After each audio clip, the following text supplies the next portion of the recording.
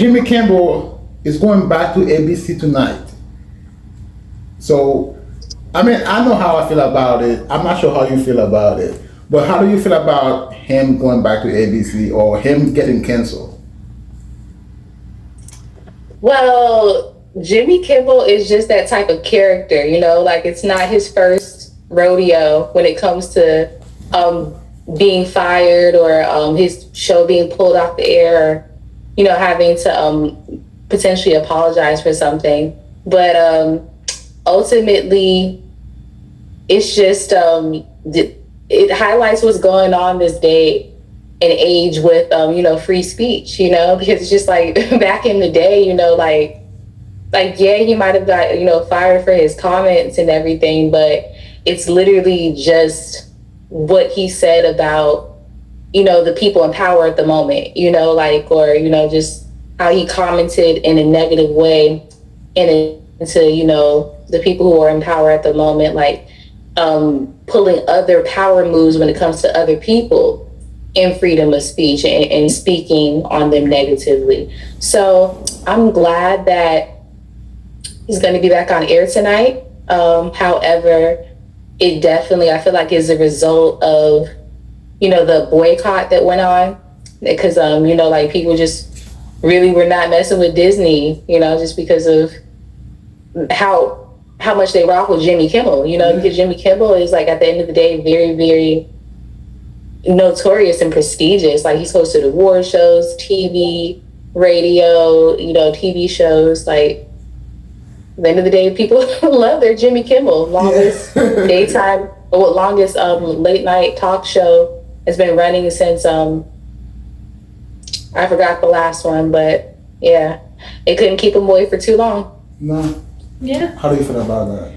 I have mixed feelings. I mean, I think that I certainly think that the administration, entered a zone that I don't think they should have ever been in. I mean, freedom of speech is freedom of speech. Jimmy Kimmel didn't say anything really out of the box. He, like you said, he had some criticism, a little bit, not even a lot of criticism towards the administration. And I feel like that, they didn't like it. They didn't like what what he had to hear. As in terms of him going back, I truly hope the only reason why he came back is because his staff got fired. His staff weren't getting paid to. And I truly hope that it is his staff that are, that he's doing this for them. Because other than that, I would have said, forget you. I'm not going back. Okay. Yeah. Yeah, I don't think he did anything wrong. I don't either. I don't think he said anything wrong. But I think him coming back he show you he's weak. He shouldn't have come back. Mm-hmm. The only way he needs to come back if he's wanna go out with a bang. Come back tonight, do his monologue, and give him the birds, and then walk away. Seriously. Yeah. Because to me, I think they disrespected him. Yeah. Yeah. Because the way they fire him, Disney fired him for no reason. None. And they just lost like close to $4 billion. Yeah. That's why they're bringing him back. Yeah. Oh yeah. Oh, for sure. Yeah. Yeah. And I think people did it not just because it was Jimmy Kimmel, but because of the freedom of speech. Yeah. I mean, if you take him off the air, I mean, they've already taken Stephen Colbert, although they say that's money, but that's a lie, we know. So you've already got one late night host gone. And they talked about going after The View next. So, all these, but that's these been programs. Going on since 2016. Since yeah. he first came in power. And that's exactly, why they're coming after him. Yeah. Yeah. Yeah. But one reason that I feel like he mostly came back is because in an official statement from ABC or whatever, he was never fired. Mm-hmm. His show was just taken off the air temporarily until they could figure it out. So I think it was more so, that's probably what it was more so. Okay, well, they didn't fire me, and they decided that everything is good now, which I feel like he already knew, because like I said, this is not his first time when it comes to stuff like this. Like, he's always saying something controversial, and it kind of just always seems like these Scorpio men can come back from these things, you know, like Jimmy Kimmel is a Scorpio. What? Wait, do we have a Scorpio in He's the a house? Scorpio, I'm a so Scorpio. yeah, that's hilarious. Oh my gosh, and that's even more funny that you didn't know. So yeah. Oh Lord. Okay. Oh yeah, Well, and he is a Scorpio. He is definitely a Scorpio. So I'm a true Scorpio. yes, he is. He is a true Scorpio. And what are you? I'm a Cancer. Oh, Jesus. Oh, Cancer gang. Period. When is your birthday? June 23rd. What are you? Oh, okay. June Cancer. I'm July 17th. Okay. Is that Cancer too? Mm-hmm. Okay. Yeah, I'm at Oh, the beginning. Jesus. She's at the Oh, end. God. Yeah. Yeah. Okay, Tash, we can't be friends no more. Hey, listen, I was Yes, about we to say can. the same thing because that guy who broke my heart, he was a Scorpio. So I mean, we was on the same level. Yeah. Yeah. Mhm. So Scorpios are heartbreakers. They really are. My daughter, my youngest is a Scorpio too, so that's what I like. they get along really well. That is so funny. Uh-huh. Yeah. Yeah. Yeah. But yeah, besides that, just to wrap that up, like I say that to say, you know, just like another Scorpio man who just be getting away with stuff or just be getting that tap on the wrist, Diddy. You know what I'm saying? Like it's just like, how is it that you're just always doing controversial stuff, but nothing like that should happen to you happens. Yeah, yeah. I mean, I feel like Kimmel he's made way worse statements before. Yeah. You know, this one, I'm like, this is the one? Like, he barely but said is that anything. the straw that brought the commas back? It could be. I mean, it could be. But I don't know. I just feel like, ABC could have sued, you know what I mean? Like, yeah. They could have stood their ground better. I'm not sure that this certainly was not the right move for them. Disney and ABC just really, they didn't make the right move here. They should have at least made it look different. I mean, within hours That's of him crazy. making that FCC making that statement, then, they suspended him. So speaking of Jimmy, we have the other side of the story, Charlie Kirk. Did you know about him?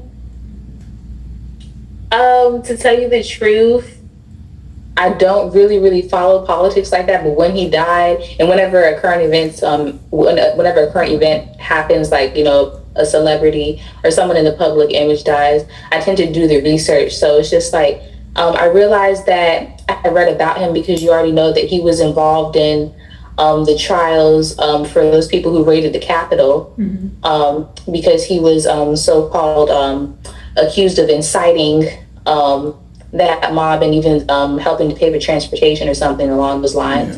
Right. So it's just like when I read about his death and put two and two together and realized this was the same person involved with that fiasco, and then I was seeing what he was about and stuff. I was like, oh wow, he lived a very, very dramatic life, and it definitely ended very tragically. Yeah. He is definitely. I mean, he was a big reason or a big supporter of the administration, the current administration, but he also really did well for him among young people. So he really got kind of the Republican Party on to social media more and really spoke to kids at campuses and things like that. So yeah, he was a big reason why young people came out to vote for the current administration. So but he had some really nasty views about the world, nobody should pay for their speech with their life. No. I don't agree with that at all. There should never be a point in time where someone dies for what they said. The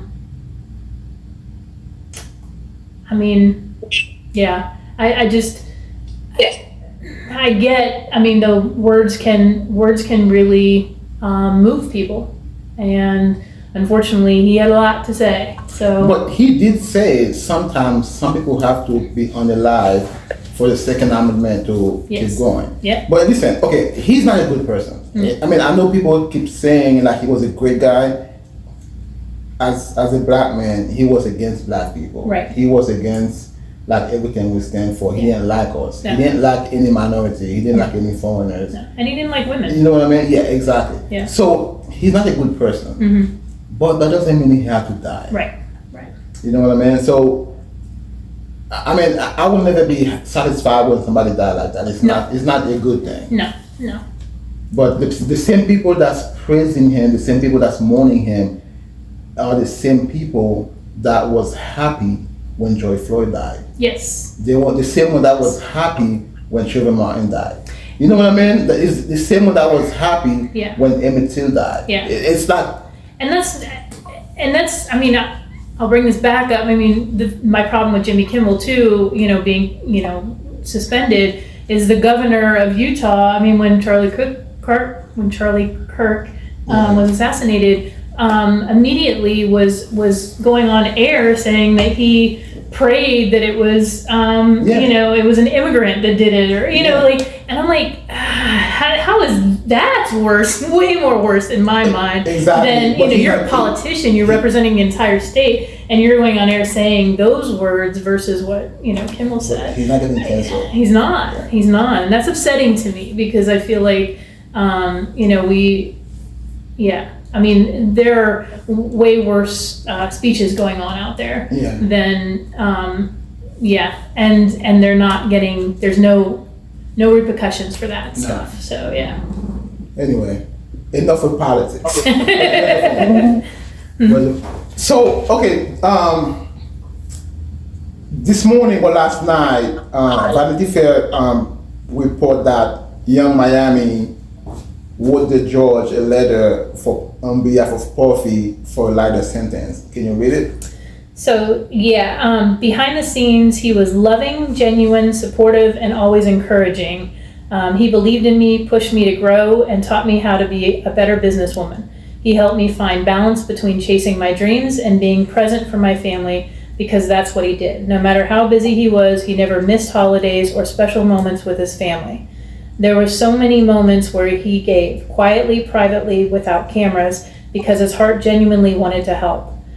She also made mention of Combs' philanthropic work and real inner work, including his decision to check himself into anger management, start therapy, and commit to physical healing through therapy. So, I mean, I know we weren't talking when the case was going on. What do you think is going to happen on the 3rd when it comes time to sentence? Can you repeat the question, please? What do you think gonna happen? How many years you think Puff might get? I'm not sure if he's going to get just, I would say like even any time, because there's just always some sort of loophole for these celebrities. So I feel like he could even get something like 5 years probation, because I think like he got like found like guilty for just the trafficking, right? Mm-hmm.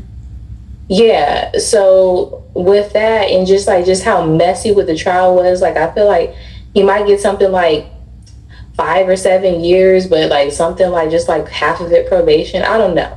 I just feel like just with how the case has gone so far, and just like how everything else got thrown out except the sex trafficking, I just feel like there's just going to be some high level funny business going on like it usually does. I just don't expect the outcome to be in favor of the victims, to tell you the truth.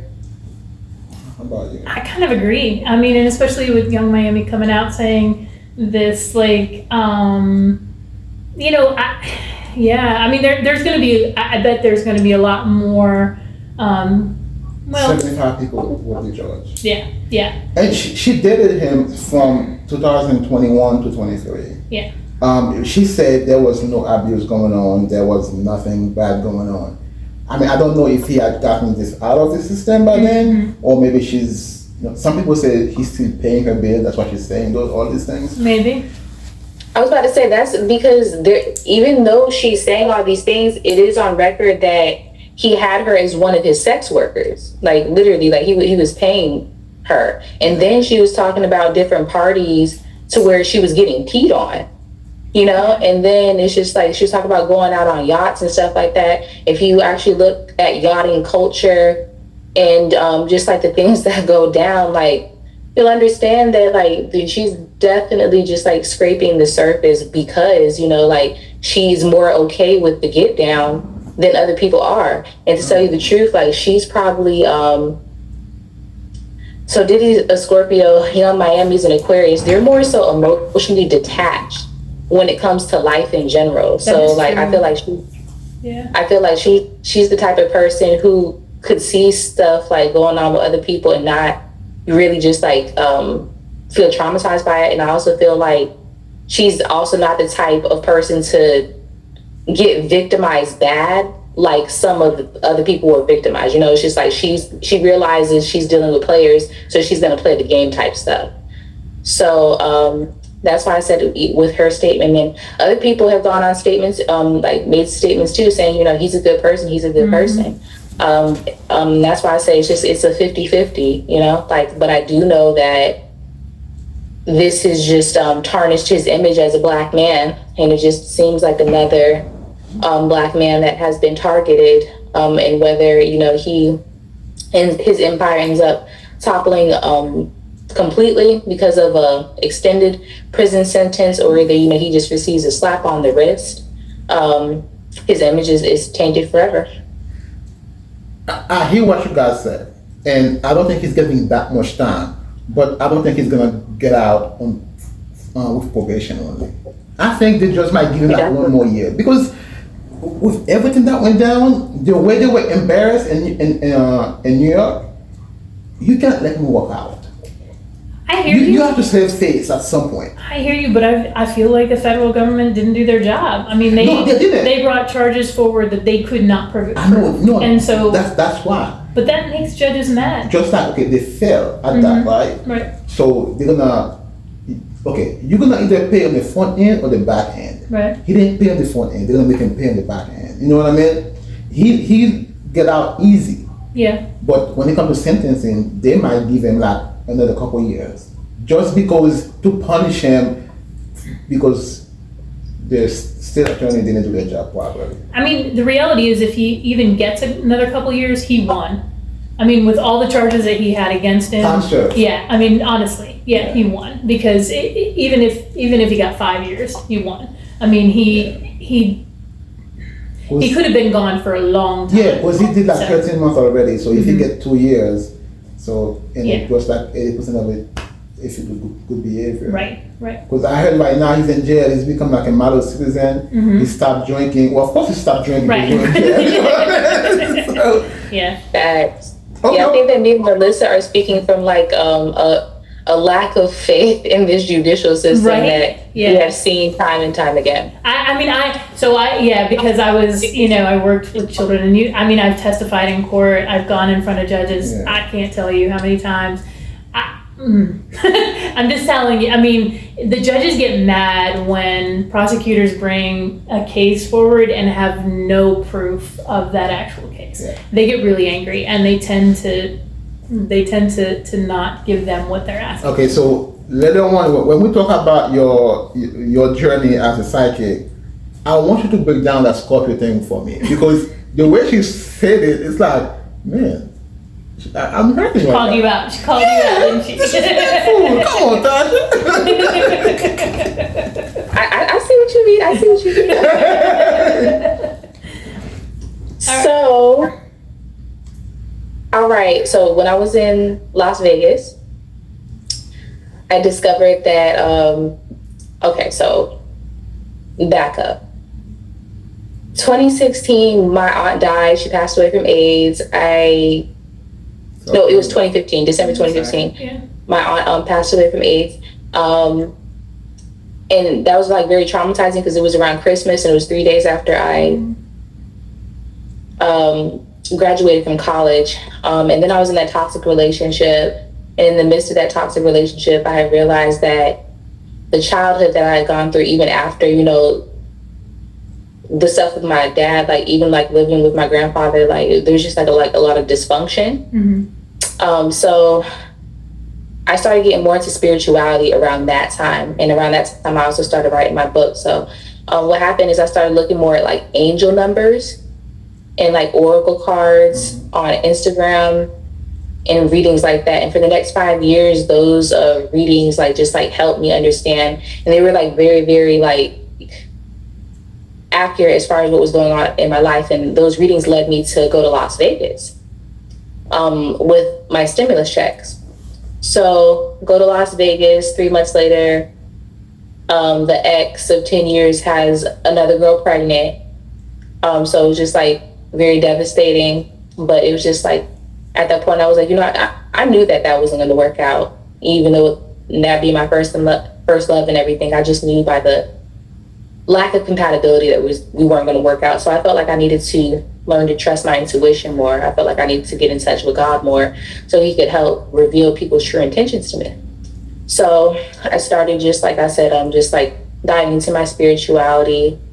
And so my 6 month in Vegas, January 2021, I was looking at one of the courses that I had found online related to practicing with your spiritual abilities. Because, you know, we all have spiritual abilities, whether it's clear cognizance, clear sentience,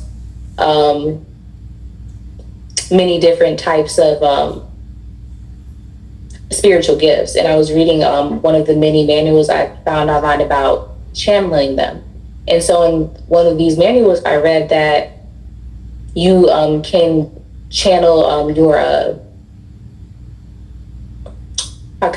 you can channel your intuitive abilities by using different objects like cards or runes or like I Ching or even the stars. Okay. So it's kind of just like when it comes to spirituality, it's kind of like X-Men, you know, like everybody has their own gifts. Mm-hmm. So once I discovered that, I was like, you know what? Anytime I'm in Dollar Tree, which is very often, Dollar Tree is one of my favorite stores. Thank you, Jesus. Me too. Do not take me to Dollar Tree, okay? I'm gonna have an adventure. We're the same way though. We love Dollar Tree. Yeah. Seriously. Yeah. So I used to always just buy playing cards. And I was like, you know what? That's crazy, because this article says that I can use playing cards to read tarot. And so what I did is I Googled how to read tarot with playing cards. And I found a few different manuals, but I found this one like big all-encompassing manual. And I started studying it. And basically I did my first reading that night on myself. I just shuffled the cards and I read the cards, the regular playing cards.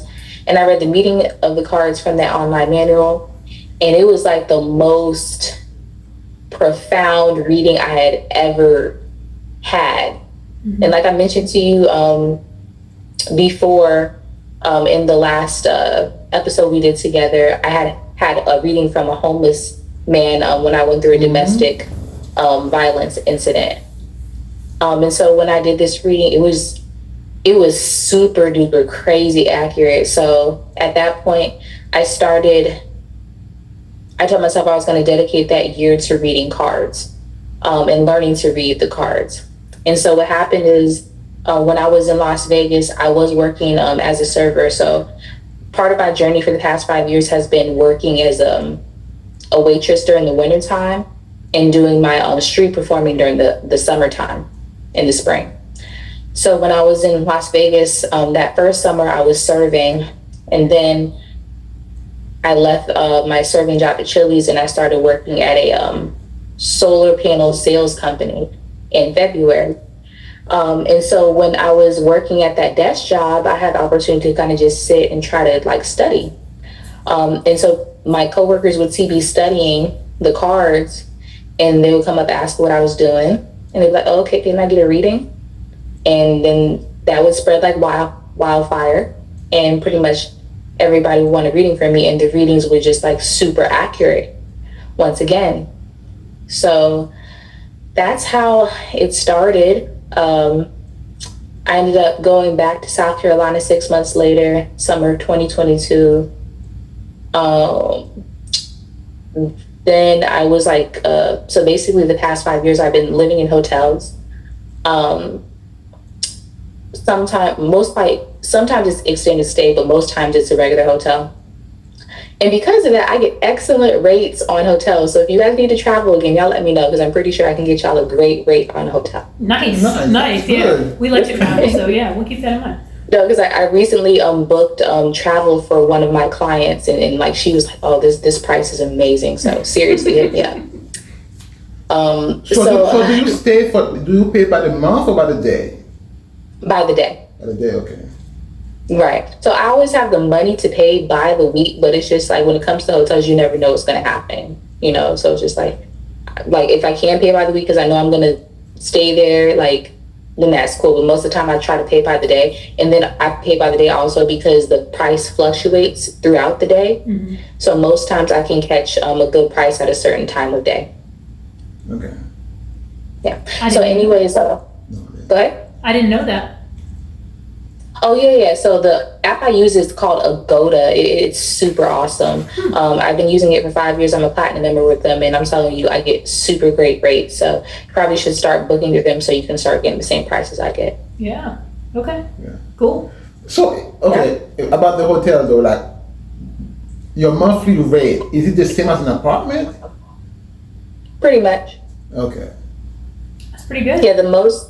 Yeah, the minimum I've paid at any state I've stayed in, because I do this in like every state.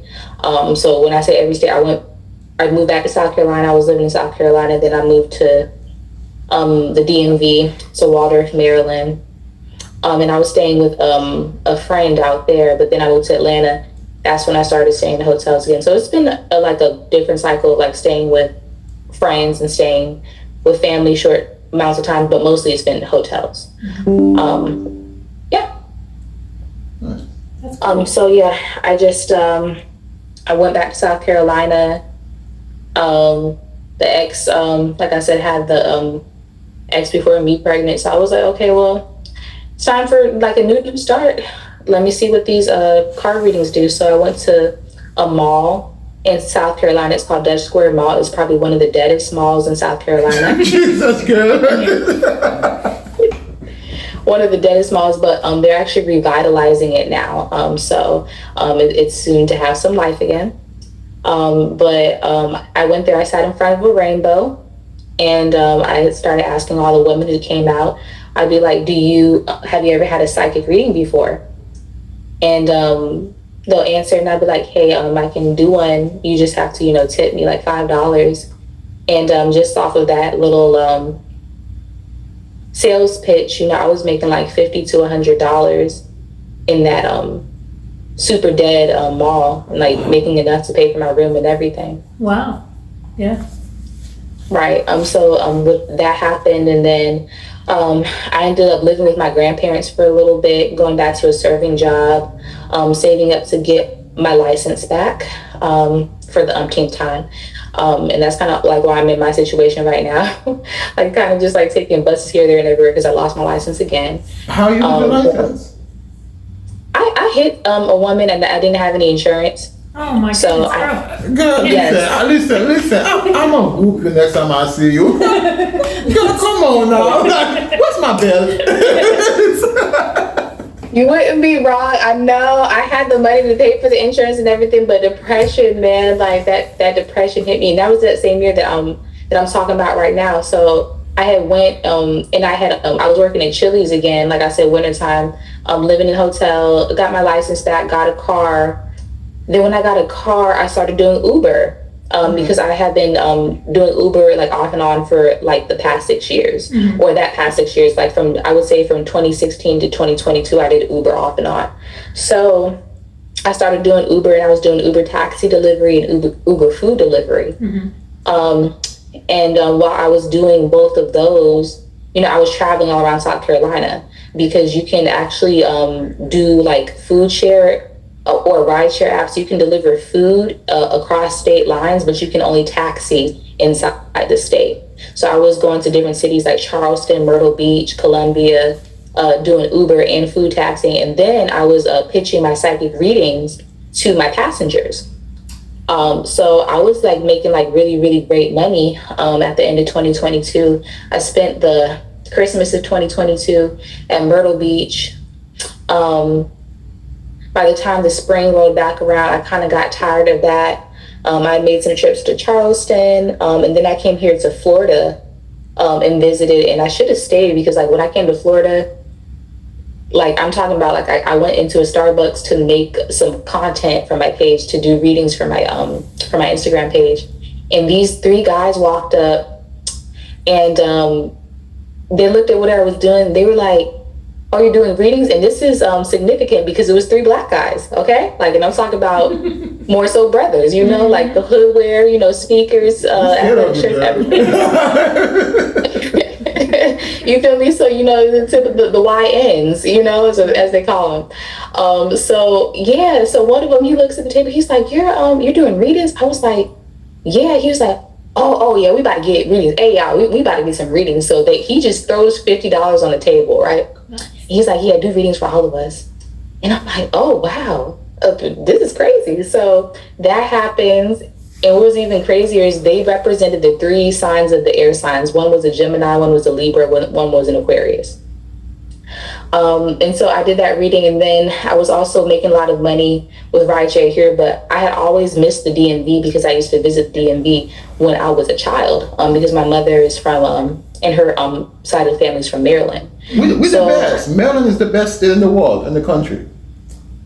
I love me some Maryland. I missed it so bad this summer. It took me so much to not book like a ticket to get back up. Tash, that's why I like you, girl. Come on, that's why I like you. Come on. Yes. We are definitely two peas in a pod. Yeah. But I came up there, you know, expecting to, you know, connect with my family members and just, you know, build off of that, but that didn't end up happening. You know, just like I ended up running into some drama like with my family members and just getting really depressed after that. But through that, I still had to work. So my first time street performing in the DMV was in Silver Spring, Maryland. Okay. I was sitting in front of the Kava in downtown Silver Spring, and I had my double-sided sign. And I was just sitting there. And one thing about being a performer is that you do have to perform in some way, shape, form, and fashion. So this particular day, and I say this because I'm not a material, I don't like to get dressed up a lot. I put on a shirt. I show a little bit of cleavage. I put on some leggings and some cute, you know, like little slides and stuff like that. And I just sat on the bench and I started waving at everybody. And me sitting on that bench for, I think 11 hours, because I was there from 11 p.m. to 11 at night, because they ended up having a concert. They always have like different events in Silver Spring during, you know, the summer. It's concerts every day. So I ended up making $200 right there. Wow. And so I was there for like a week or so more, but I wasn't hitting like I used to. I wasn't making that money like I used to. So it was just a lucky night. And so I was like, I need to go somewhere else. So I was like, you know what? Let me try the Lincoln Memorial, because I've been there. There's people literally just wandering around because the only thing you can do is look at the memorial. Like, it's not, you know, that interesting. You know, it's just like once you see it, it's more so like, okay, let me just go sit at the foot of Abe Lincoln and eat for the day, you know? So I went and I made like $160 in like 4 hours. So I had great success there. So I kept on going back and forth there. But then the season ended. By this time I had started talking to this guy because I was trying to get a job as a server once again at a Chili's. So I ended up meeting this restaurant manager at a Chili's that I was going to work in Alexandria. And we started talking, and basically at this point I had lost my car. My car got repossessed and I was living on the streets, which wasn't super bad because I was making money. You know, it's just that, you know, like I didn't have, you know, like a roof over my head. Plus I didn't have an ID, so I couldn't get a hotel room. So it's just like I found like this church and I was sleeping on the steps for a few nights. But I wasn't really like pressed about sleeping on the steps. I was pressed about getting mugged, because it's just like I had like $300-400 on me, you know, at all times. Like So I was just like, just don't let nobody mug me. Like, I'll be okay. Yeah, don't want to lose your money all your life. So that happened. And then, so I'm talking to this guy 2 weeks of that. I'm tired, like between the church steps or sleeping on the church steps. And basically I would sleep on the National Mall during the daytime to catch up on the rest I missed during the evening. Because like during the rainy evenings, like it sometimes rains in DC during the summertime. So the Lincoln Memorial is 24 hours. So it's just like you can be inside there, but you can't sleep inside there. So I would like be at the Lincoln Memorial all night just for safety purposes. And then I would sleep on the National Mall. So 2 weeks of that. And then the guy I was talking to, I was just like, one night I was like, hey, can we just, can I come over to your place? Can I chill with you for a little bit? I've been going through some hard times, I just need I need some rest. And he was like, cool. So it turns out he was pretty much in the same situation as me. Even though he was a restaurant manager, he had been living in hotels. So he invited me to the hotel where he was at. And the first night we just ordered pizza and we went to sleep. And he basically let me stay in his hotel room that whole week. I just slept that whole week. He went to work. And after that week was over, he was like, I'm just training at this restaurant. I'm about to be a manager at this restaurant in Waldorf, Maryland. And he was like, I don't really want to leave you, so if you want to come with me, you can come. So he ended up getting a hotel down the street from the Chili's in Waldorf, Maryland. And I moved with him. He ended up getting me a job there. And I was still going to the Lincoln Memorial to make money until it got cold. But yeah, so basically he got me a job there. We were living together. He got me, like I said, he got the job. But of course, drama popped off of that situation because it was like, we had a financial arrangement to where I was paying 1 week and he was paying 1 week, but I wasn't really getting anywhere because, like I was serving and all the money that I was making was going to the hotel while he was able to stack his checks. So it was like a draining situation for me, but I did what I had to do. I didn't like him at all. Like I could just tell he was like weird. As soon as like the first night that I spent with him, I was like, oh man, like, ugh. This type of guy. But how long were you dating him for? I would say the past 3 years, but it wasn't even really dating because it was more like a survival situation. Yeah. Like I'm explaining. Because even like we were together, like we didn't have sex at all, like ever. And I found out later that's because he was DL on the low. It's one of many things I found out about him. But I'm gonna get to that.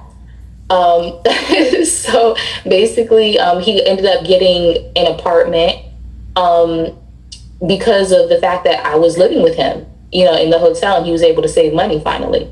So he got the apartment. I started doing readings on him, and the readings just said bad things about him. It said that he was DL. It said that he was using me and that he was going to switch up soon, which he did. So as soon as he got the hotel, he started flirting with girls in front of me at work, started giving me a hard time at work and stuff, just like completely flipped the script, started talking about how he wanted to be alone and all this. And so it got to a point to where I had to go off on him at work because he was like being disrespectful. And that ended with him making me quit my job. And he just basically was just like, being very nasty to me, like the whole time I was living with him, knowing that I had nowhere to go. So eventually he bought me a ticket to Atlanta. And in Atlanta, I was working at Chili's. And where was it? I forgot which Chili's location it is. But in North Druid Hills, I was working there. And so when I was working there, I was also doing psychic readings for my coworkers. So it's just like I was getting by living in hotels in Atlanta and doing readings for my coworkers. And then when the spring came, I was like, okay, it's time to head back to the DMV. The whole time that I was in Atlanta, this guy, he was harassing me. he wouldn't stop blowing up my inbox saying he wanted to get married and saying he was Wait a minute. sorry and this But that. he spent the whole year with you without sleeping with you, and then now he wants to get married. Like, what kind of marriage is that? That's wild. That's wild. Do you see why I answered the question? Yeah. How I answered it last time we talked about dating? Yeah. I don't make good choices, you know? Yeah. But that's just, You know? Yeah. I mean, I get that you were in a situation that you felt like that was, your only way to kind of survive at that point, but. Okay. My thing is that, okay, so if he's bi in the DL, that means he still like women. So you have a woman in your bed for a whole year and nothing? I didn't sleep in his bed. He made me sleep on the couch. What the fuck? I told you right. Wait a minute. So you guys are just roommates, basically, then? I mean... Yes. Okay. So you're paying half the rent and then you're sleeping on the couch and you're sleeping in the plush bed? Oh, no. When he got the apartment, I wasn't paying nothing. Okay. So you were able to I wasn't paying nothing. Yeah, I was just in the house. But the thing is, he never cleaned or nothing. So really, he just wanted me to stay with him to clean up behind him because he knew I'm a clean person. So it's just like anytime he left, like I said, he made me quit my job. So anytime like he left, like, I was cleaning up. Like I wasn't in the house doing nothing all day. I was cleaning up. Like I cook, clean, like I need to be in a clean environment. So that's when I discovered the DL stuff on top of the readings that I did on top of them. Because I'm trying to tell you, I had this one deck of cards that told the truth, and it said that he was DL from the beginning, but it just kept on saying it. Then when he was at work one day, I went in his room, I went through his library, and now this is the type of guy he is. He's kind of like one of those nerdy types, right? Like, and that's why I say he was kind of weird, because those nerdy types, they just sometimes they just like a little too nerdy. Like I'm a nerd, but like them super nerds, they just be just like weird and off and far left field. He was that type. I see a book. It's called like the Gay Theorem or the Gay something, and by what's his name? I don't know. I'm gonna get back to the name, but anyways, I look at this book, and then this guy starts talking like anytime he's home, right? He's draining my energy by just talking my head off. Okay, he was a Gemini, so he was just getting like talking about these theories that were coming from this guy who is clearly homosexual. And this guy whose theories was that women's only purpose is to shop and spend a man's money. And to breed. He was always listening to podcasts. So that those red pill people. Say again? The red pill people, like the fresh and fit, Kevin Samuels and all these people, right? I don't know. It's just that he just like did a lot of things that pointed to the fact that he didn't like women, like listening to podcasts. Like his favorite podcasts were of, how men bring women on their podcast to embarrass them and stuff like that. Those were his favorite podcasts. He was always listening to the Passport Bros and listening to all sorts of just like black machismo YouTube channels and podcasts where it was just like clear disdain for women. And I'm like, this is like the whole time whenever he's at home. So at this point, I'm like, you're gay. Right. Like, it's just what it is. Or an incel. I mean, one or the other. Or an incel. I told Melissa, most of these guys don't like women. Yes. Yeah.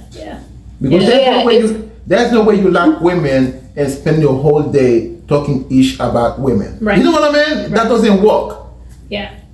No, I asked him literally how many times how that worked. I was like, you know what? You have an interesting mindset, like to where you're okay with consuming misogynistic content all day. Are you sure you're not gay? I literally asked them that how many times, like 15 times. But basically, when I did come back, it was because I needed a place to stay, and I knew that, he, for some reason, just wanted me around. Like I said, to me, now I know it's just companionship and just because, I cook and clean. So that summer, I switched where I hustled to Georgetown Riverfront Park. I started just making a crap ton of money out there. Like I'm talking about like $1,000 weekends. Wow. Like I was coming home with my backpack, like just like full of money and stuff. And that was great for the summer. Plus I started getting like just a lot of online business. But when that summer ended, I had a few deaths in the family. My grandfather's, one of my grandfather's brothers died. And then, one of my grandfather's brother's wives died. his ex-wife died, and then he died. And so I went to South Carolina to pretty much, just like pay my respects. Ended up there, like stranded there for a few months. Stayed with family. I got into some family drama. Came back to DMV winter 2024. Then I ended up back in Atlanta because at this point he was like, okay, well, I don't want you here. I don't want you here. I guess he was talking to somebody. So I went to Atlanta, winter 2024. I was working as a server at Carrabba's, and I was staying at a Best Western there. That's the best hotel that I have ever lived at. Like in the past 5 years of living in hotels, the Best Western in Marietta. Oof. Nice. I'm talking about you smell bleach as soon as you walk in the door.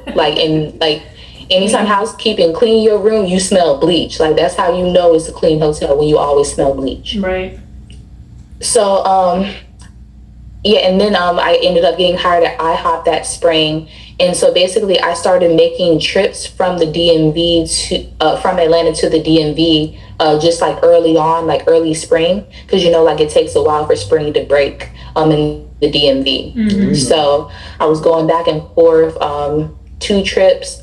I made $500 on one trip from Atlanta to DC, like just a day trip, to where I just went up there for the day, hustled for the day, and just came right back. I made $500. I did it again. I made 3. And then a few weeks later, it was warm in the DMV. So I ended up coming back to the DMV, which was last summer. So basically last summer, I came back and I was making all this money, but I ended up getting into a domestic dispute with that guy I had been going back and forth between, because just from the beginning I realized he was playing with me, and it's just like every time I went back and I tried to move things forward with us, he would just kind of brush it off and just be like, you're just a roommate, you're just a friend. But why do you want to move forward? Because if he's in a DL and then there's no sex going on, why do you want to be with him like that though? I was doing it because I needed a place to stay. Okay. All right. That makes sense. Yes. That makes sense. Yeah. Now, that's it. Now, did he ever come anytime out? I would be So go. Anytime I would be gone, he would also be begging for me to come back too. So it's not like I was just consciously like, oh, I'm just going to go back. I'm talking about whenever I left, he would be like, can you come back? Did he want to cover? I mean, I don't understand that part of it. Like he just. I think so. Okay, so he just wanted the image that he was with a girl, but not actually being with one.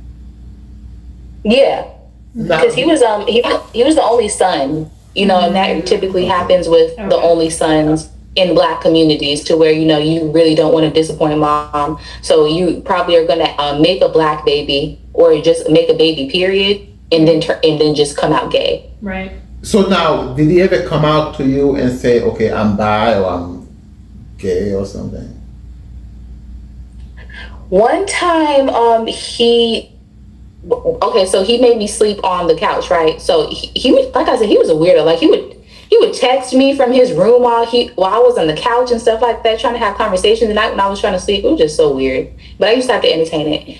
But he texted me one night. He was like, "Hey, I just did one of those Facebook tests asking about who my soulmate was, and it said that my soulmate was like John or something, right?"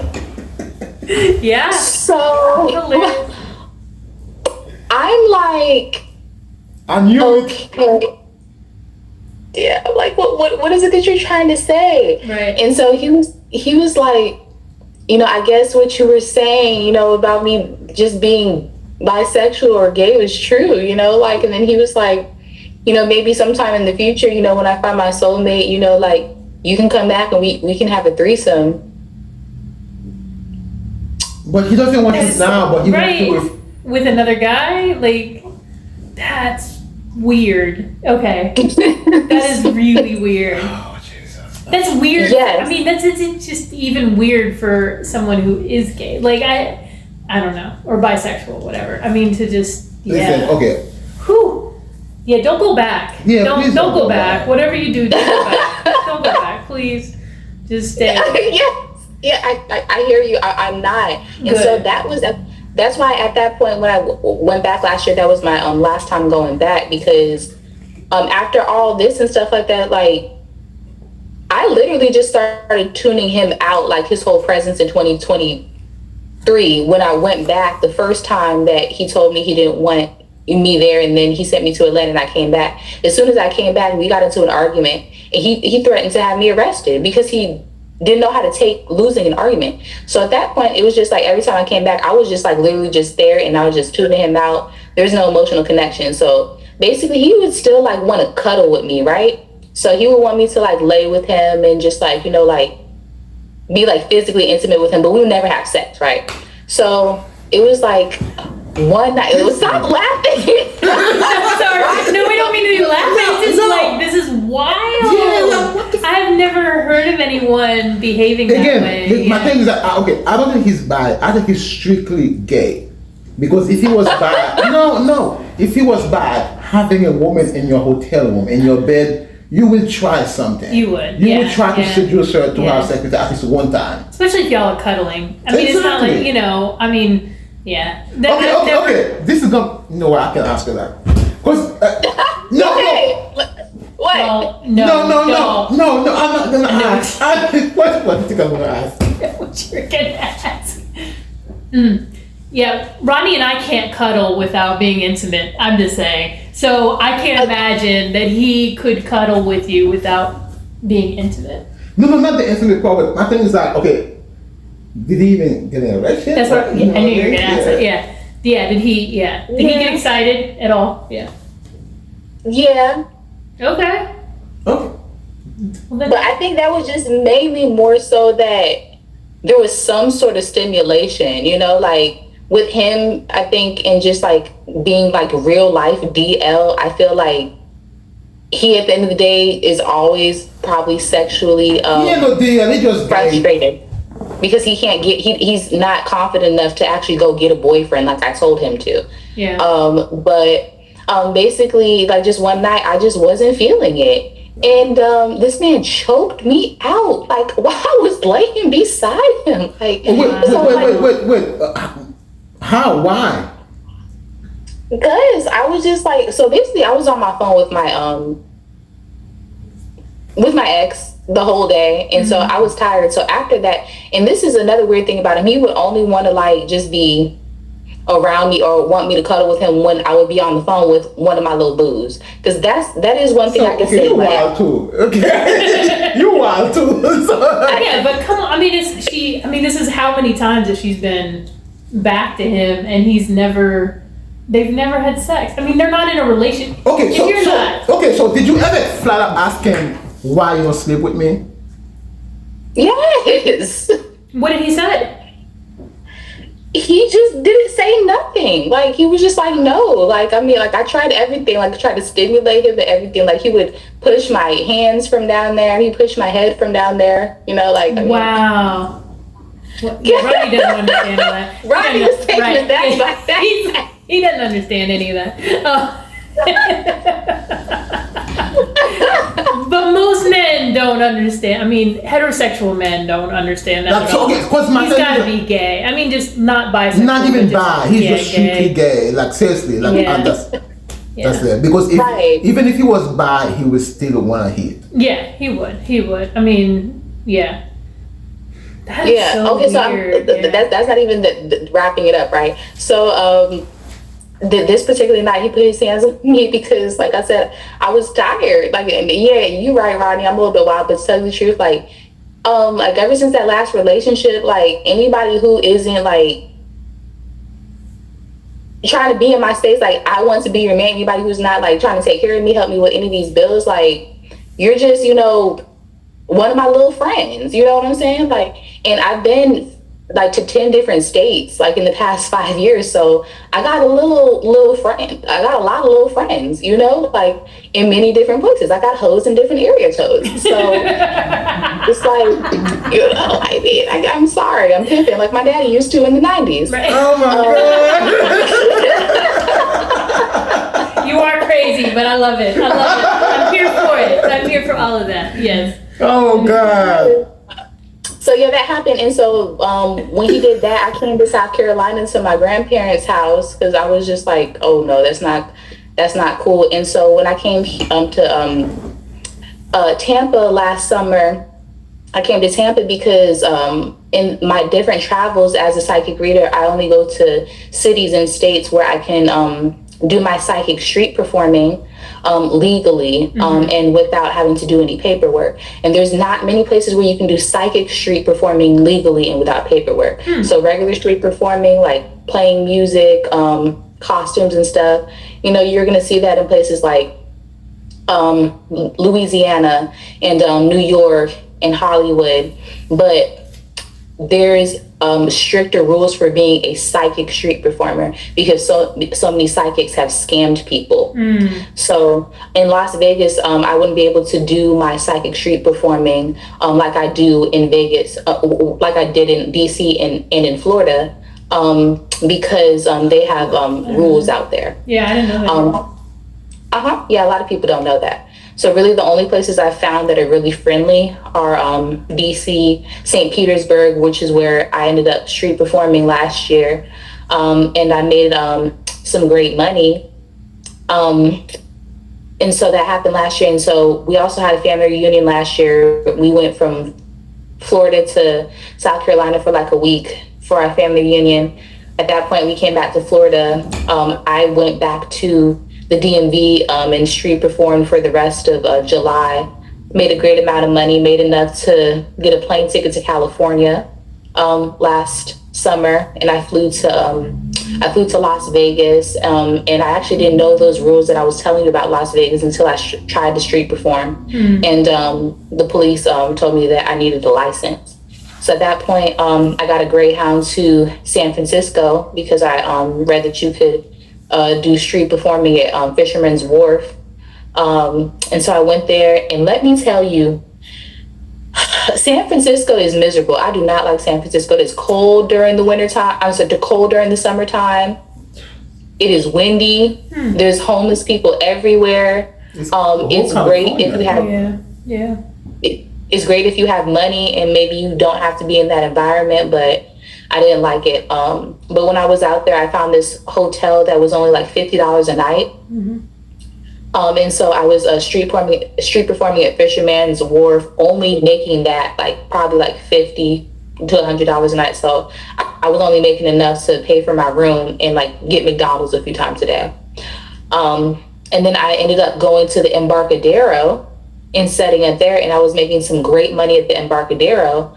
But then they have this festival out there. I forgot what it's called. They always have it in San Fran, though. It just passed. But anyways, when this festival came to town, the police started being stricter. So they came and ticketed me or tried to warn me to get off property at the Embarcadero because I need a license there. But luckily, this cop who told me that I couldn't perform in the Embarcadero, I told him that I was performing at this church park, and I was actually doing great at this church park. And he was like, yeah, so if you just go back to that church park, nobody's going to bother you right there, which nobody did. Nice. So yeah, so I get a lot of incidents like that to where, you know, like people are like, you're not supposed to be here, but you know, you can go over here, you know, because they know I'm just out here trying to make some money. So basically that same summer, a film director from California reached out to me, so-called for a reading. But it turned out that in his reading that he was only getting a reading from me because he was like interested in me romantically. So after this guy paid me for a reading, we ended up talking for like 2 weeks on the phone for like 3 to 4 hours a day, each day. And he would send me like $100 every time we got off the phone. Like we was just talking, like he was just like just sending me money. And so when I got out there, I was doing that street performing in San Fran for a month, and I was like, I'm ready to go back to DC. But before I went to DC, I wanted to go to LA because I wanted to look for my dad, because there was a period last year to where nobody had talked to him for a year. And my grandfather didn't know where he was, because that's what my dad does. He's regularly absent without leave, and regularly just like missing in action. So I hit this dude back up. I was like, hey, I'm out here. You know, can I just like chill with you for a few days? Can you help me find my dad? He was like, cool. So he purchased my Greyhound ticket. And I went and I met him, and he got a really nice extended stay hotel. Like I've stayed in hotels the past 5 years. But I didn't know they had like really nice extended stays, like until last summer when I went out there. Like it was a really nice extended stay. So he basically just like got me a room for 3 days, feeding me. I'm a big fan of In-N-Out Burger, and because I stay on the East Coast, it's very rare for me to get it. So I think I had In-N-Out like 3 times a day. Okay, so why did you stay with him? So he just wanted to have sex with me. Of course, so it's just everybody wanna. We look for my dad, but then he tried to, of course, do what he do, like the dude that I was staying with should have. But I'm just not that type of girl. I'm just, Okay, girl, no. You had a guy for multiple years. He didn't give you none. Now you had a homie coming in. He wanna give you everything. Take it. Come on, man. You being people. He did not. He didn't want to give me everything. It was just like for the time being. You know how guys like fly girls out and they'll show them. Oh, that's sex trafficking. You're not lying. He's Diddy. You're not lying. But it just wasn't that type of party, because at the end of the day, I flew myself out there. Like, yeah, he bought my Greyhound ticket from San Fran to LA, but I flew myself out there. It's just like so out so you can go to some. Yeah, funny.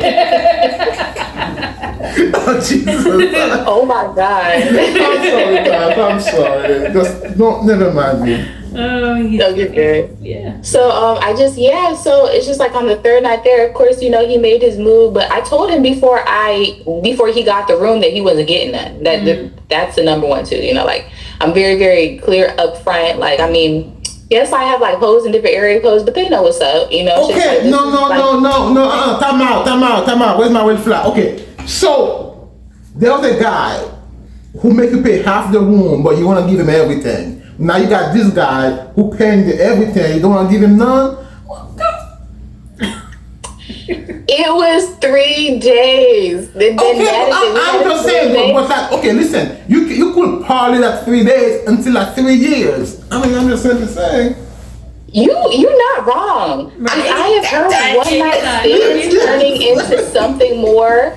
Yes. So I might have played that wrong. Maybe. Call him.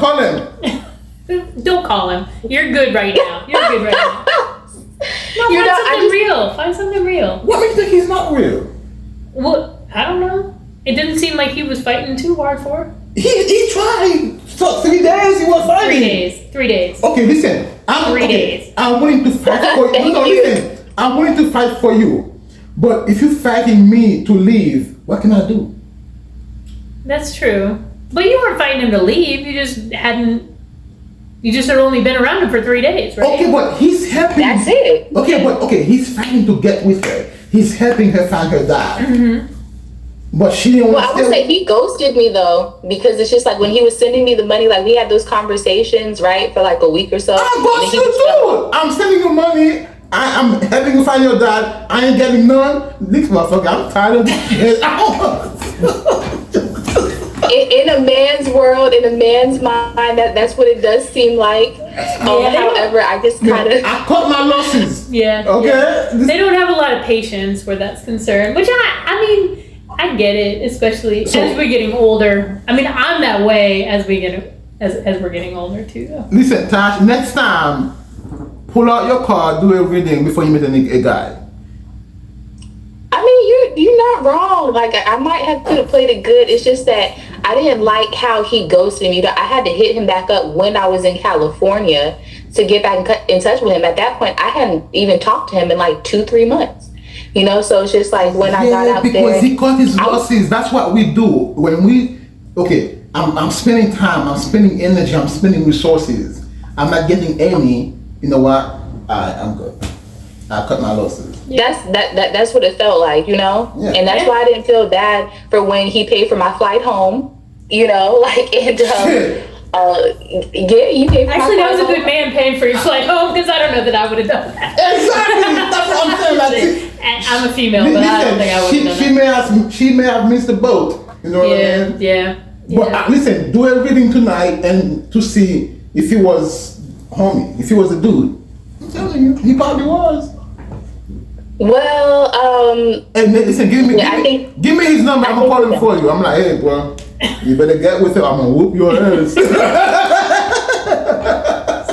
Jesus. Melissa, get Rodney. I know, he's a little, I don't know, he's out of control tonight. But yeah, I think it's kind of over between me and him, because I think he kind of realized that I was more so just using him. Sounds like. Yeah, that's why he ghosted you. Yeah, so I mean, I wasn't mad about that, because at the end of the day he paid for me, you know, to get back. But at the end of the day, he was 10 years older than I was. You know what I'm saying? Like, there was just that age gap. He wasn't trying to, you know, like, get married, you know, like, so in our conversations and stuff, like, we had pretty much gauged Wait that. a minute, like, he didn't know yet. Because, okay, listen, if you go to the grocery store, right, you buy a tomato, you got to feel the tomato before you buy it. You can just grab one and take it home. He tried to feel you to see if you're the right one to take you home. You didn't give him a chance. He was telling me that he was blowing like thousands of dollars on webcam models, though. So it's just like when he was sitting he was, you know, God, you could have had thousands of dollars. God, you listen, baby. In-person model. Exactly, baby. I stayed here. I'm mad with you. Girl, listen. I'll do something straight for a piece of change. I'm telling you. I'll holler for $1. He does not. He's so full of it. He's so full. But I will say this. Okay, I will say this, Tash. I'm 49, and I don't have time. I'm older than Rodney. I don't have time for games. So, like, I mean, in his defense, being a little bit older, like, when Rodney and I first met, like, I didn't hold back. I mean, it was we're in this or we're not, because that's just So I was screaming help. He was far from screaming help. But yeah, you did not unhand him. You gripped him with those cancer claws, and you did not let go. I didn't let go. Yep. That's how we do. That's how we get them. And you know what? You might be right. I could have got my payday right there, Randy, because I do have that ability to snatch. I fumbled. Yeah, I think you might have fumbled that bag, because I'm telling you, if he was paying that much money for models that he couldn't touch, imagine what he would have paid for a model that he could touch. Mm-hmm. I'm just saying. Yeah. Oh, I'm gonna take it as a lesson learned. Yeah. I would. I would. So yeah, I went back to the DMV, so that was last fall. I spent August and September in the DMV. One great thing about that was I've become really passionate about electric bikes. That's one thing that I did in Las Vegas to fix my emotional health, is that I tapped back into the fact that I love bike riding. And then when I saw everybody zipping up and down the sidewalks in Las Vegas with electric bikes, I was like, yeah, I need one of those. So I bought an electric bike when I was in Vegas. It got stolen right before I left. So last summer, when I got back to the DMV, I bought myself another one. Nice. And it was the best part of the summer. I rode all the way from Alexandria to Georgetown National Park on one of the many trails in DC. And that was awesome. But then it got cold. I ended up going back to that dude's house one more time. Now let me wrap up the crazy stories about this crazy dude, okay? Wrap it up. Okay. So as far as him being a cover of Melissa, this dude, okay, so apparently there's this thing about guys destiny swapping with women. And this goes back to our conversation about, like, you know, dating guys who are lesser than me. So there's this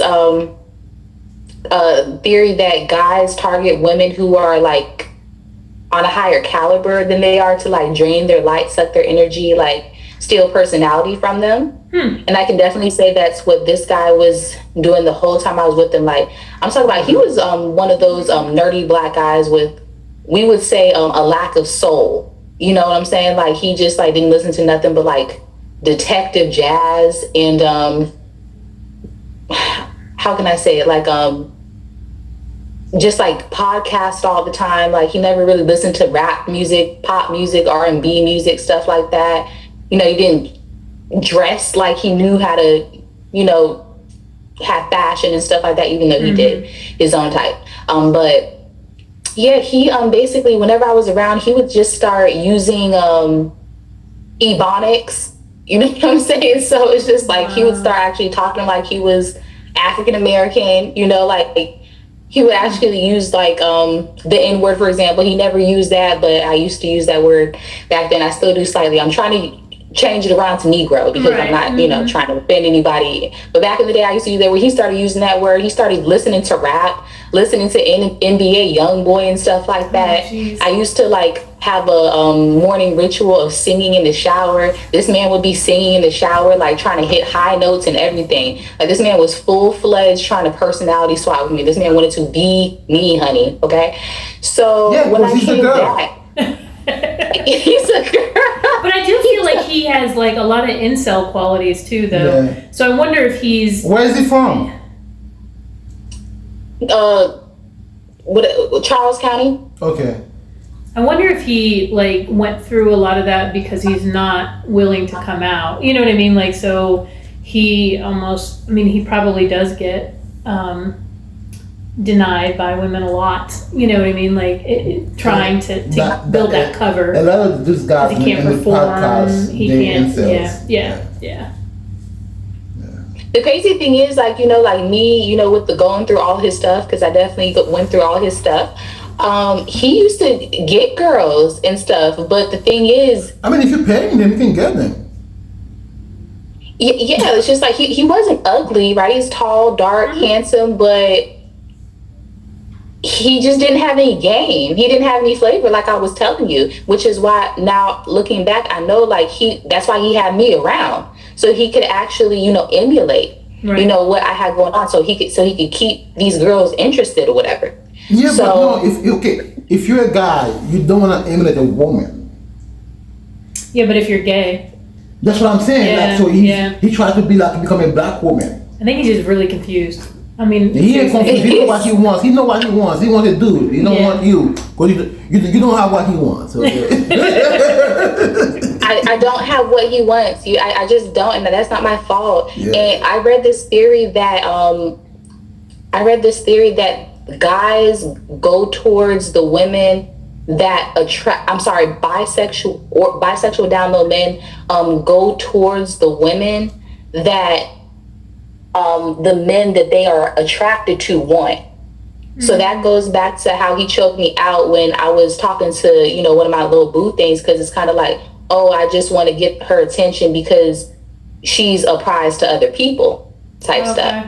I've heard that. So, it makes sense though. Yeah, it makes sense. Yeah. I've also read a theory that guys like to, down low guys, even though they might like generally like men, they still see the value in procreating with a woman in order to just be permanently attached to her. Because at the end of the day, if you're attached to, you know, a successful woman, you know, like there's going to be some sort of impact. You know, like you're that success from that woman is going to rub off on you. So like a lot of gay guys have children because they do want to create. They do want to procreate, and B, they do want to have an attachment to a woman for the rest of their lives in the same way they had an attachment to their mother. They just don't want to be committed to it, but they just do want to have a woman that they can fall back on. I see that. Cool, I see that. Cool. Yeah. All right. Yeah. So we got two more things we don't touch on before we let you go. So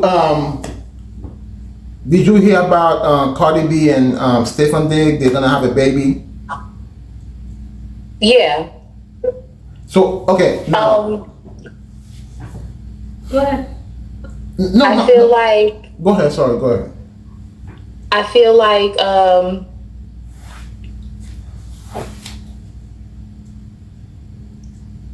I feel like it was petty, you know, like her getting pregnant. Like she, you know, in her lyrics to her song, she does say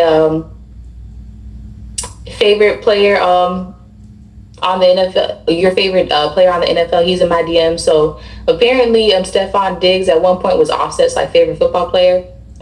They're both Sagittarius. So I feel like it was, first of all, probably the best get back move of all time. If we're going to, you know, rank, you know, get back moves, because it's just like this man cheated on her whole pregnancy. I'm sorry, their whole marriage. And did it with people like close to her, and just like really, really took her through the ringer. So for her to not even wait for her divorce is finalized to get pregnant by someone else of such a high caliber, it's like the biggest FU in history. You know, like it's just like the FU can't get no bigger than that. But at the same time, I just don't see it working out between her and him, because he's a womanizer. Like he clearly had another woman pregnant before or after the same time as her. His teammates have come out to say that they would never want him to date their sister. Yeah, that's my thing. She left Offset because he wasn't good for her, but she ended up getting the same type of guy. Right. Yeah. She didn't. Yeah. Yeah. She didn't change it up. And like Tash said, is it for like a get back because he was Offset's favorite player? Yeah. And two, like, okay, Offset in the new song, and the song he had, Move On, he says Cardi never cooked for him, doesn't know how to cook, doesn't know how to do anything. But at the same time, she got that kind of money. She don't have to be the one that cooking. I was gonna say, I mean, you know what I mean? Yeah, Like, you don't get with Cardi B or marry her because she's a great cook, and she, you know what I mean? Like that's not. She's a performer. She's an artist. She's an entertainer. She's you know, like you don't. I don't know. I don't look at like, you know, entertainers and actresses and, you know, as being home and cooking and raising, you know, and just being. I mean, she's also just said in an interview the other day that she plans on going on tour without the kids. She's leaving the kids home. I mean, and she just had a baby last year, and now you know this one. So like, yeah, she's not that kind of a woman, and there's nothing wrong with that. It's just like, yeah, why would you say that? And he doesn't want to give her a divorce. He wants. Yeah, she said that too. I mean, it's awful right now. He's asking for like $11 million, a couple $1 million for her to divorce her. I'm sure he is. It's Cardi B. I mean, yeah. I just like want her to be with someone who really appreciates her for who she is and treats her right, because she's really such a hardworking woman. And just to be like dragged through the mud in the way that, you know, Offset did to her, it's just like healing is needed. And first of all, like that's not what has happened here. You know, she has just jumped into a whole another situation, making a baby. But all I can say is I hope that he doesn't just like leave her shattered. Like, you know, even if you don't do right by her, just, you know, take care of your kid, don't disrespect her. You know, if you got to leave her alone so she can find better. I mean, I was watching her. I've been watching a lot of interviews. You know, she's been doing all these interviews here recently because of her new album, and like, you know, she's a really strong woman. She really is a strong woman. I mean, she talks about her depression. She talks about not even wanting to get up out of bed, you know, and she's been able to get through that relationship with Offset, you know, and she's been able to survive, you know, that that lifestyle, you know, and she's, I mean, I don't know what she feels at home right now, but, you know, she's been getting a lot of stuff about Stephon and the other baby, you know, and it's like, she's holding her own. She's holding her head up throughout all of that, and I really applaud her for that. I really, truly do. But she's like Taylor Swift. If they break up with you or they go to some stuff, they make the best album. They do. After what happened with Offset, she made the best album. Yeah. Maybe not if, when Stefan Diggs dug her out, because he's going to, because he's a dog. Yeah. And she's gonna get like a bonus album too. Yeah. It's unfortunate, but that's just how it is. Yeah. I mean, I think she shouldn't be with him because he's just like Offset 2.0. Mm-hmm. Yes. You know. Yeah. It is hard though. I mean, I will say it's hard for a woman, especially with kids, to be by yourself. You know, it's hard. It's lonely. You know. But it's hard for her to find somebody too, because a lot of men will be intimidated to be with Cardi B. Absolutely. And a lot of men will try to use her. Absolutely. So she has to be careful. She can't trust. She can't trust. I mean, I wouldn't if I was in her position. I wouldn't trust men that were approaching me. Yeah. I mean, at least she can kind of control this situation a little bit. She's familiar with it. She knows. You know, she knows how to play it. So, I mean, if anything, she's got that, I guess. But I don't know. I do applaud her for, you know, being as strong as she is. I mean, seriously, yeah. So anyway, I think that just ultimately, like, that was Offset's issue. I think he was jealous of her, you know, because I think that Offset came in, he was a part of a group. Cardi has all of her accolades off of being a solo artist, has breaking so many records off of being a solo artist. So I hope she, you know, sees this conversation and takes her advice, because she can do better. Yeah. She absolutely. And then Offset wasn't even the best in the group to begin with. No. But I mean, he's a dope rapper though. I mean, I'll give him that. Yeah. Speaking of rapper, like, okay, Dame Dash. I mean, he lost his teeth, Jesus. all gummy, and he's been crashing out. I think he owes almost like $25 million. Yeah. And he's broke. He was a millionaire. He gave us Jay-Z, Rockefeller. He gave us Paid in Full. Now to see him getting to be this broke, to see him losing everything, as a black man, it's hurt, because I watch him make great moves, but now he lost everything. Yeah. Did you watch him like?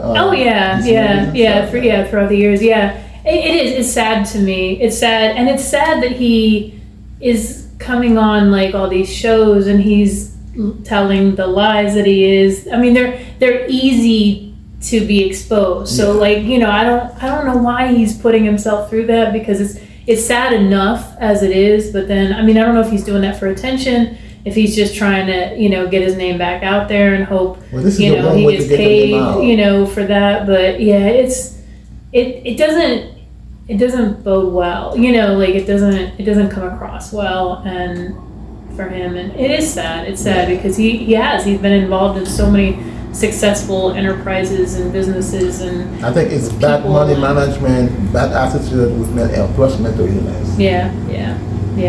I was literally about to say, he doesn't seem like he has like the best character, like from the research that I've done on him. No. So it doesn't seem like sad to me at all, anything that's happening, because like from what I've seen, like in the Charlemagne interview, like I said, from my research from him, you know, just being so disrespectful to Charlemagne, and, you know, using like, you know, just the racial slur of gay, the way that he was using towards Charlemagne. It's just like, it just seems like A, like he is a homophobic, and B, that he is a sexist / misogynist, because when he was talking to Charlemagne, he was like, something like, "You belong in the kitchen," or something like that. Yeah. And I was like, wow. So at this point, when you tell me that you filed bankruptcy, I don't feel no type of pain for you, because or hurt for you, or, you know, or any type of empathy, because what type of a statement is that, you know, to make?